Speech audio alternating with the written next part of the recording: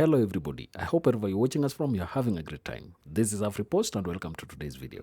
Now, for many years, we've always seen that in case of any violent events happening in African countries, most European countries are always very fast to issue travel advisories and warn their citizens against visiting such affected African countries. And in the past few days, we saw a very horrific kind of engagement between anti-immigration protesters and anti-racist protesters. These two groups came and led to a serious altercation within streets of United Kingdom. This painted the country in a wrong picture.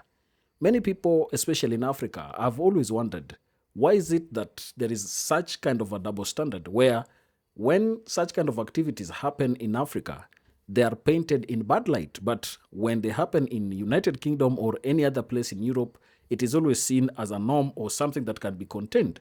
Now, to really talk about the culture of British and their behavior towards other races, here is Shahid Bolsen. I have featured him here before, but today he's talking about the British culture and why these kind of activities are bound to happen. Not only those that have happened, but even in future, there is a high likelihood that such kind of events will happen.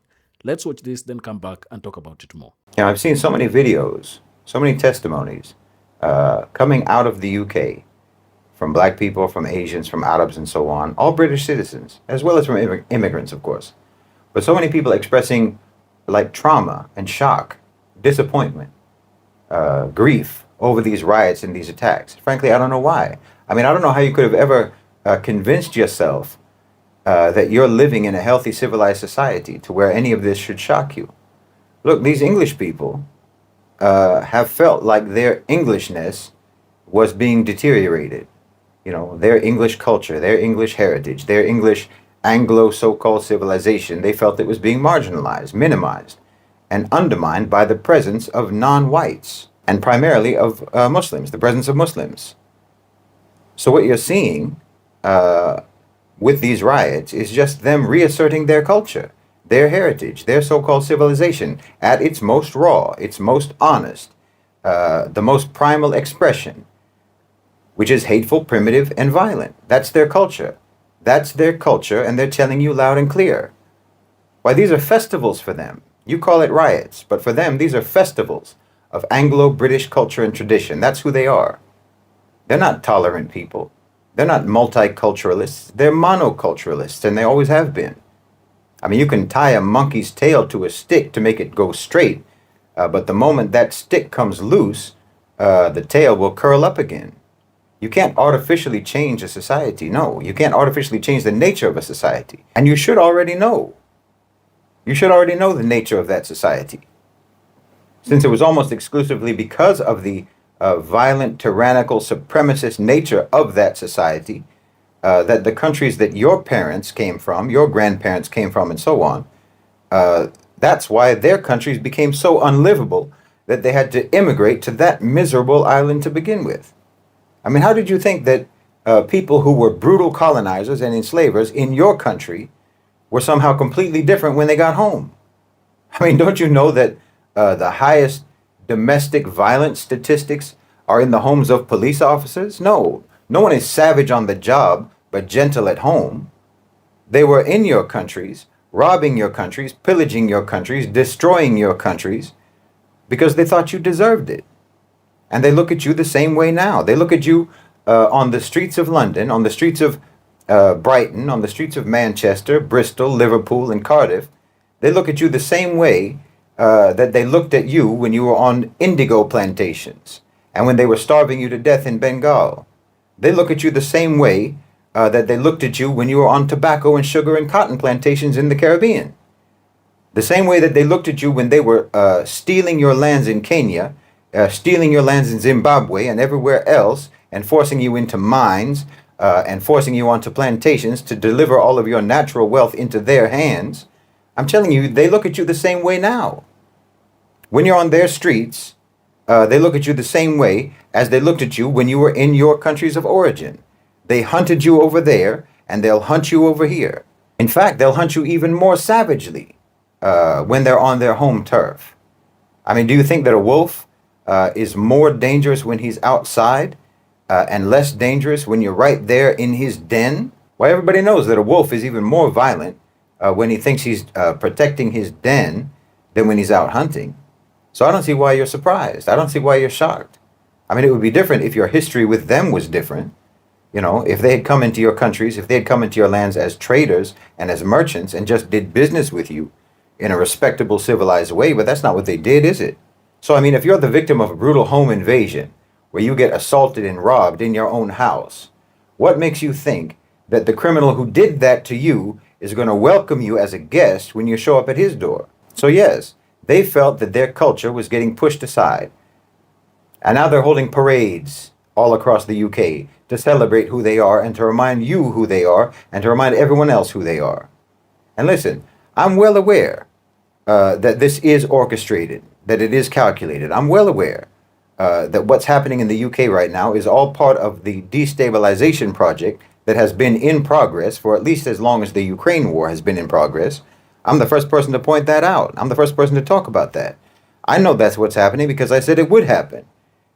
And it's going to get worse. I know that Tommy Robinson is on the payroll. I know he's an agent of disruption, but he's not the only one. I know that's why they specifically choose to hold their Anglo Pride parades in heavily immigrant and minority areas, precisely to inflame. And precisely so that English people can see the police crack down on white nationalists. That's just to promote the white nationalist narrative. You know, if immigrant and so-called minority offenders get lighter sentences than whites, the whole point of that is just to advance that narrative, to stoke resentment and racial hatred. Everyone knows that Tommy Robinson is paid by higher-ups. Well, those higher-ups are exactly that. This racial and ethnic strife is sought by the elites of the society. Because, like I said, time and time again, Europe, including the UK, is slated to be nothing but a conflict zone. But the point is, they're able to do this because that racism, that white supremacy, that brutal, violent heritage and culture is their heritage and culture. And they never rehabilitated themselves from it. They never civilized from it. They have been barbarians for millennia. And that's what they are today. To one extent or another, all they did was medicate those hateful, violent tendencies. They sedated it. They treated the symptoms, just like the pharmaceutical industry does, just like they do with illness. You know, they never cure you. They just medicate the symptoms so that it'll be dormant without ever actually treating the underlying condition. Well, that's the same way that they've dealt with their perverse hatred and their racism and their penchant for violence. They just put a Band-Aid on a tumor. They plaster over a cyst with foundation, makeup, and blush so that you can't see it. Or anyway, so that you can't tell whether what you are seeing is what you think you're seeing. You know how they talk about microaggressions and implicit bias and all that? Well, that's what I'm talking about. It's like radiation that escapes through a landfill of toxic waste because you never actually got rid of the waste. You just tried to bury it. But no matter how deep you bury it, it's still there. And it's going to come out one way or another. Look, I'm a Westerner. My ancestors were Irish and German. But I don't feel any conflict in acknowledging the reality that the West has always been and still is barbaric. You know, there was a Sahabi named Abu Dhar al-Ghifari, and his whole tribe, before Islam, they were highway robbers. They were bandits, thieves, murderers, and they were renowned for that.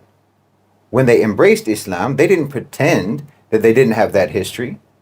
In fact, having that history just demonstrated how much Islam changed them.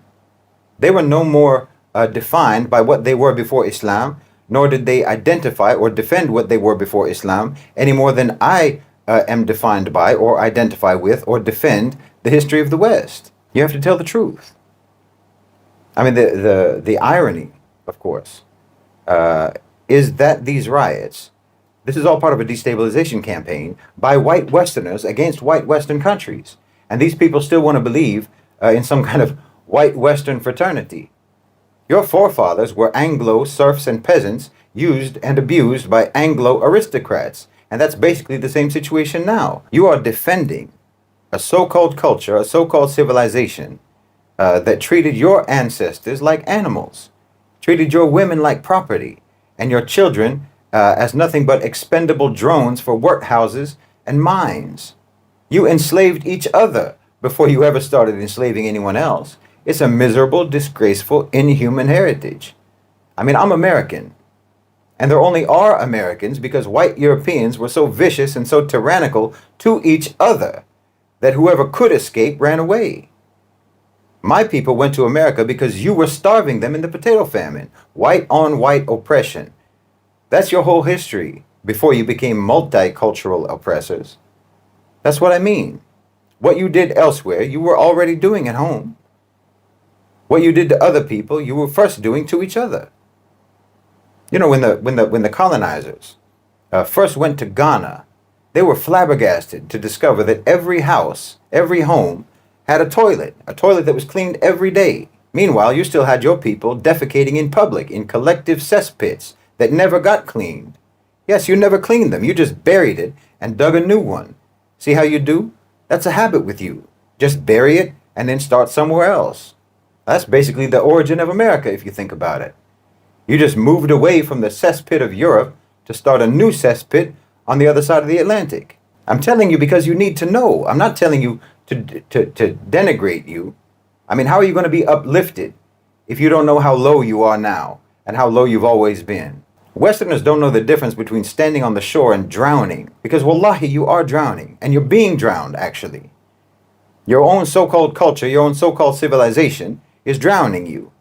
And you're out here in the streets of the UK defending the culture that's drowning you and that drowned your forefathers. Well, you don't know how much in common you actually have with the immigrants that flee to your country from their countries because your country ruined their countries. Because the same so-called civilization that ruined their countries has been ruining you for hundreds of years. You need to wash the makeup off of that cyst, rip the Band-Aid off of that tumor, and start actually trying to heal yourselves. And you need to charge the doctor who never did anything but cover up your sickness, cover up your deformity, cover up your mutation instead of treating it. Because he never cared about your health in the first place. And you need to charge that doctor, which is your so-called civilization, you need to charge that doctor with malpractice. Charge your civilization, so-called, with malpractice. I'm saying you need to direct your anger at the people who are trying to direct your anger at anyone but themselves. Because they're the ones you should be mad at. You should direct your anger at all these people who are lying to you about your so-called civilization, telling you to be proud and defensive about a culture that has done nothing but keep you perverted, hateful, violent, and criminal for centuries. Because you have a right to be worthwhile human beings. And your so-called civilization has let you down. It's let you down badly. It hasn't just let you down developmentally, morally, spiritually, ethically, and so on. It's even let you down in the most practical of terms. You know, the very thing that you like to think that you excel in. You like to think that you're the most practical and efficient people on the earth. But look at your system. Your so-called civilization built a system, built a society that's literally making you go extinct. Your materialism, your atheism, your consumerism, your urbanization, your worship of money has created a society that cannot even perpetuate itself anymore. How practical is that? I'm telling you, you're out of your minds. Nothing about the way that you approach the world, nothing about the way you approach life makes any sense. It's killing you. And you're so insane that you're singing God Save the King instead of saving yourselves. What a bold statement from Shahid Bolsen. And this is why I always like him. He is somebody who is able to speak his mind regardless of the topic. He speaks sense to every issue that arises. And I think he's really done justice to this one, because we saw a wave of violence in United Kingdom and everybody across the world was wondering what in the hell is happening in this country. And Shahid Bolsen here is kind of trying to enlighten us and tell us that this is the true image of United Kingdom. They have always been violent. They have always been hateful to many people. And that the only thing they can love is their fellow British, but nothing else. If you're Muslim, if you're black, if you are any other color or any other race, they have no love lost for you. So this is something that is really worth looking into deeply. And we have seen how the government has responded. while this far-right movement came and tried to really take over the system and try to reveal some of the underlying issues that exist, at least they have opened the lid of the can, and we have seen the true sense of what Europe is. For many years, they've come telling us that they want to preach for us, they want to tell us about democracy, they want to tell us about keeping peace, they want to tell us about having harmony with each other, but it seems within themselves they lack this harmony. And I think it is a doublespeak that has been seen for many years among Europeans. And in my research, I tried to look at what could have been the major cause of this. What we are being told here by Shahid Bolsen is that there is nothing new coming out of this thing. It is the common way through which British have been. They have been barbaric all their years. And that is why when they see somebody who is not looking like them, invading spaces they consider to be theirs, then they have to turn violent, as they have done in the recent weeks that we've seen. And I try to concur with him here, because if you look at some of the examples that Shahid Bolsen has provided there, he has highlighted Kenya, Zimbabwe, and many other African countries where British came, colonized them, and took over some of the most important natural resources and even land. And I can tell you, Britain owns land in Africa to date, and very, very huge chunks of land where they are able to mine natural resources, they're able to mine minerals and steal them, take them to their country, and claim that they're civilized. And I think this civilization has hit them back, because the lie that they have told for quite some time has opened up itself, and we are able to see that it is not the truth or even anything that they have always told us before. Now, from the research I did, I came across some articles that I'm going to read here and summarize for you. Anti-Islam demonstrations in the United Kingdom have emerged from a combination of social, political, and cultural factors. Understanding these causes require examination of both domestic context and broader global influences. Number one, Islamophobia and misunderstandings. A significant driver is Islamophobia, which encompasses prejudice and fear of Islam and Muslims. Misunderstandings about Islamic teachings, often fueled by misinformation or sensationalist media, contribute to negative perceptions. This mistrust can escalate into hostility, manifesting in protests and demonstrations. We have seen this manifest itself in many ways. There are many far-right politicians who have always decided to think that Britain is just there exclusively for British, and anybody who comes from other parts of the world going to their country is always an alien that should not be welcomed. And I think this is combined with their fear of Islam, where they feel that Muslims are terrorists, Muslims are people who are not lovers of peace, and therefore they have no business living there.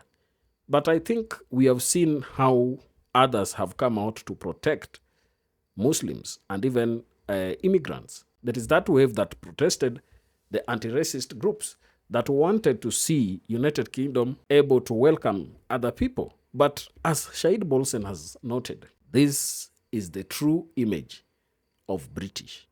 They are people who are always not welcoming in terms of loving peace and welcoming people who do not look like them.